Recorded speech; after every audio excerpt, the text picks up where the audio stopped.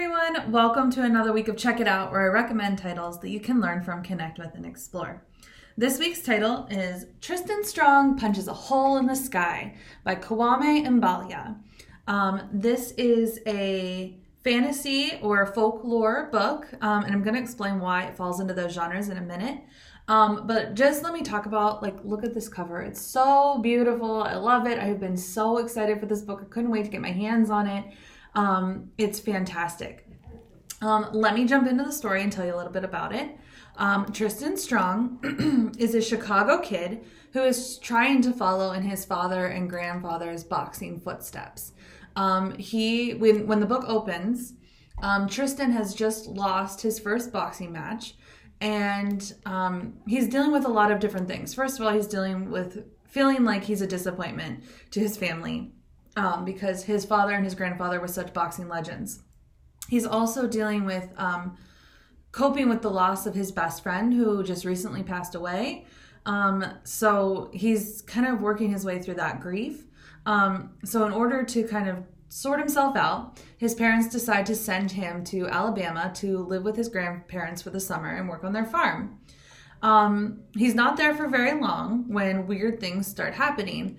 For instance, he has the only memento from his best friend Eddie is his journal, and the journal starts to glow with this greenish light.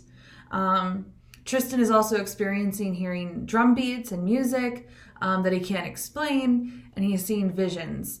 And he can't understand what those visions are. They're kind of like dreams, but they happen when he's awake, so he's not sure what's going on. And then one night, an entity, who I'm not going to talk about because I don't want to ruin the surprise, comes into his bedroom and tries to steal Eddie's journal. And Tristan follows the entity into the forest, and he literally punches his way into another dimension, another world, and lands right in the middle of this conflict between African-American gods, who are these characters from folklore, and that's who we see on the cover here is John Henry, who is awesome. And the conflict is happening between these African-American folklore gods and West African gods. And those are gods like Anansi, who I love the pairing. And I love that the author has interwoven these two stories, these two kind of genres together. It paints this really fantastic picture. There's tons of action.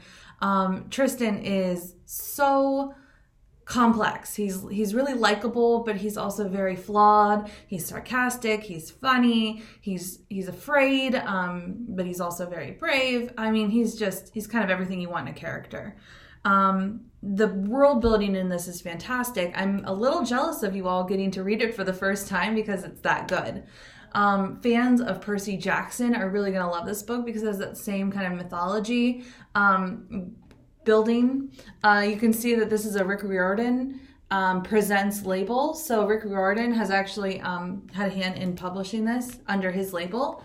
So it fits very well within the books the kind of books that he writes. So such a fun read. Like I said, I couldn't wait to get my hands on it. I was not disappointed. It was fantastic. The themes in this book are emotional understanding, finding your own identity, and definitely a ton of cultural heritage, learning about the past and history and storytelling. It's all there. So I want to suggest my read-alikes, and of course I've already mentioned Percy Jackson. This is the first book, The Lightning Thief. They're all great, but this is the first book in the series. And again, it's about mythology. Kind of this half god, half boy character. So if you haven't read it, that's a good one to pick up. And another Rick Riordan book, The Red Pyramid, which is all about Egyptian mythology.